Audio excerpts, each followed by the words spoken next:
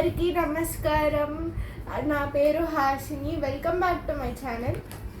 ఏంటి ఈరోజు కొత్తగా నమస్కారం పెడుతుంది అని అనుకుంటున్నారా? ఈరోజు నేను భగవద్గీత చదవబోతున్నారు. ఏదో ఒక మంచి పని చేయాలి కదా అప్పుడప్పుడు, అందుకని ఇది ఒక పెద్ద మంచి పని. నేను ఏదైనా సమ్మర్ హాలిడేస్లో మంచి పని చేశానంటే అది ఇదే, ఆబ్వియస్లీ చేశాను. ఇప్పుడు నేను 12వ అధ్యాయంలో 1 నుంచి 5 శ్లోకాలు చదవబోతున్నాను. ఓం శ్రీ పరమాత్మనే నమః. అథ ద్వాదశోऽధ్యాయః భక్తి యోగః. అర్జున ఉవాచ ఏవం సతతయుక్తా ఏ భక్తాస్త్వాం పర్యుపాసతే ఏ చాప్యక్షరమవ్యక్తం తేషాం కే యోగవిత్తమాః. శ్రీ భగవానువాచ మయ్యావేశ్య మనో ఏ మాం నిత్యయుక్త ఉపాసతే శ్రద్ధయా పరయోపేతాః తే మే యుక్తతమా మతాః.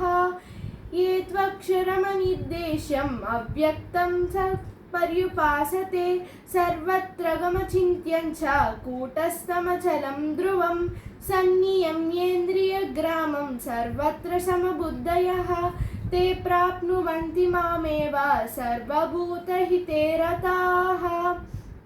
क्लेशोऽधिकतरस्तेषाम् अव्यक्तासक्तचेतसाम् अव्यक्ता हि गतिर्दुःखं देहवद्भिरवाप्यते. మనం ఏదైనా చదివేటప్పుడు మనకి అది ఎందుకు చదువుతున్నాం, అసలు దాని గురించి ఏంటి అని తెలుసుకోవాలి. ఏమీ తెలియకుండా దాన్ని వెంటనే చదివేస్తే మనకి దానివల్ల యూజ్ ఏమీ ఉండదు. మనం ఏదైనా చదువుతున్నప్పుడు దానివల్ల మనకి వచ్చే ఫలితం ఏంటి, డిసడ్వాంటేజెస్ ఏంటి, అవన్నీ చూసుకొని చదవాలి. ఏదో ఉంది కదా బుక్ చదివేద్దాం అని కూర్చుంటే అవ్వదు.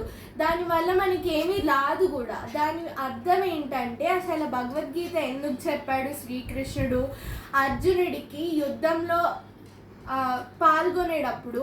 అక్కడ ఆయన అంటారు, అర్జునుడు దీంట్లో ఉండే వాళ్ళందరూ నా బంధువులు, తాతయ్యలు, అన్నదమ్ములు, గురువులు, నేను వీళ్ళందరినీ ఎట్లా చంపగలుగుతాను నా సొంత చేతులతో అని ఆయన అంటే, అప్పుడు శ్రీకృష్ణుడు ఆయనకి భగవద్గీత చెప్తారనమాట.